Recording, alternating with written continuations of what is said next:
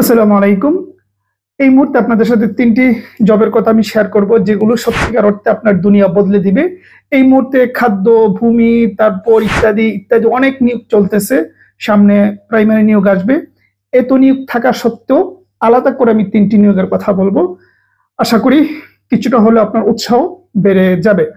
ভালো লাগলে চ্যানেলটি সাবস্ক্রাইব করে যাবেন। আরেকটি কথা আবারও বলি, সেটা হচ্ছে আমাদের ফেসবুক পেজ, গ্রুপে যুক্ত থাকবেন। লিংক এই ভিডিও ডেসক্রিপশন বক্সে থাকবে। কেন যুক্ত থাকবেন বলি, প্রচুর তথ্য আমরা ওই পেজে আপলোড করি, পোস্ট করি। একটু আগেও প্রায় ৩০০ কনফিউশন যত প্রশ্ন রয়েছে, যেগুলো আমাদের কনফিউশন তৈরি হয়, এরকম প্রায় ৩০০-র অধিক প্রশ্ন আমি পোস্ট করেছি, দেখে আসবেন। প্রতিনিয়ত প্রতিদিন ৪টা-৫টা করে পোস্ট হোক কমপক্ষে।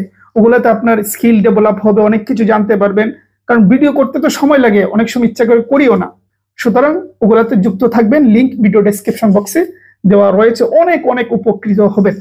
মূল কথায় আসি, বিরক্ত হবেন। সেটা হচ্ছে, প্রথমে যে নিযুক্তির কথা বলবো সেটা ইতিমধ্যে আবেদন বেশ আগেই শেষ হয়ে গিয়েছে, অনেকেই করেছেন। সেটা হচ্ছে উপসহকারী সেটেলমেন্ট অফিসার, বা সংক্ষেপে আমরা এটাকে কানুনগো বলে থাকি। নন ক্যাডার পদ, নন ক্যাডার 278 জন নেবে। ভাই, এই পর্যন্ত যতগুলো নিয়োগ হয়েছে, আমার ধারণা এটা একটা গোল্ডেন জব। যেহেতু নন ক্যাডার, আর অসৎ হইতে চাইলে আপনি 6 মাসে আপনার দুনিয়া বদলে দিবেন। দুনিয়া বলতে দুনিয়া, যেহেতু ভূমি রিলেটেড, অসৎ হওয়ার, জমি অধিগ্রহণের কাজ থাকে। আবার সেটেলমেন্ট, আপনার ছাড়া একজনকে বাসা তুলতে পারবে না। আপনি জানেন সেটেলমেন্ট অফিসারের কাজ কি? একটা বাসা করতে গেলেও আপনার অনুমতি নিতে হবে সেটেলমেন্টের কাছ থেকে, সিটি কর্পোরেশনের আওতাধীন যেগুলো থাকে। সবকিছু মিলিয়ে অসৎ হইতে চাইলে অপুরন্ত সুযোগ রয়েছে।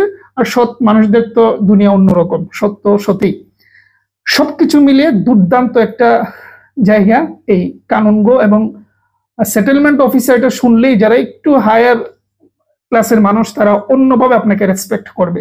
সুতরাং খুব সহজেই আপনার জীবন বদলে যাবে এই সেটেলমেন্ট অফিসার হলে।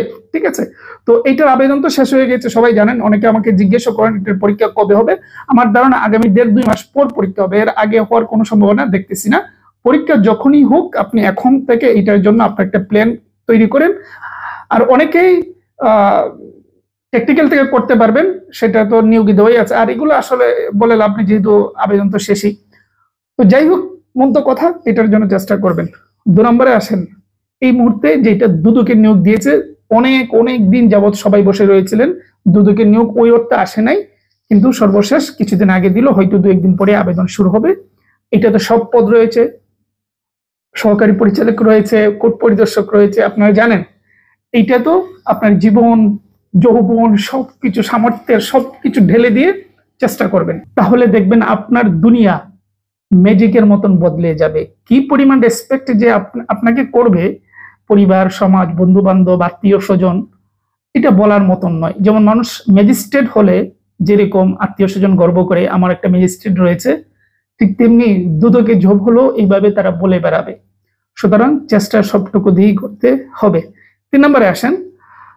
সেটা হচ্ছে প্রাইমারি স্কুলের প্রধান শিক্ষক। ওইটা হয়তো ওইভাবে লাক্সারি কোনো জব নয়, কিন্তু একটা প্রতিষ্ঠানের প্রধান থাকবেন।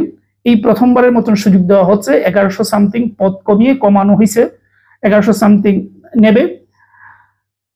এটা যদিও 10ম গ্রেড দেওয়ার কথা ছিল, 10ম গ্রেড হয়তো এখন হবে না, সেটা 11-12 হবে। সে যাই হোক, একটা প্রতিষ্ঠানের প্রধান থাকবেন, সম্মান, ইজ্জত। এই প্রথম প্রধান শিক্ষক হওয়ার, একটা প্রতিষ্ঠানের প্রধান হওয়ার সুযোগ পাচ্ছেন। এটা কিন্তু বিশাল কিছু ভাই। এবং নিশ্চিত থাকেন, এটা অনেকেই জানেন না, আমি জানিয়ে দিচ্ছি আমার বিভিন্ন সোর্সের বা যেভাবে হোক আমি জানি। সেটা হচ্ছে, এই যে 1100 মানুষের চান্স হবে, যারা এই জব হবে, প্রধান শিক্ষক হবেন, তাদের 90% মানুষের পোস্টিং হবে শহরে। এই ইয়াং তরুণদেরকে শহরে দেওয়া হবে, আপনি নিশ্চিত থাকেন। সুতরাং সবকিছু মিলে শহরে একটা স্কুলের প্রধান থাকবেন, এটা ভাই সম্মান কম নয়।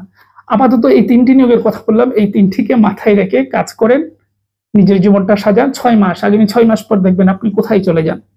সুতরাং অন্যান্য নিয়োগের পাশাপাশি সরকারি তো যে কোনো নিয়োগ ইনশাল্লাহ আপনার জীবন বদলে দেয়, মানুষের ক্যারিয়ার গড়ে দেয়, কিন্তু এই 3টাকে আমি আলাদাভাবেই বললাম।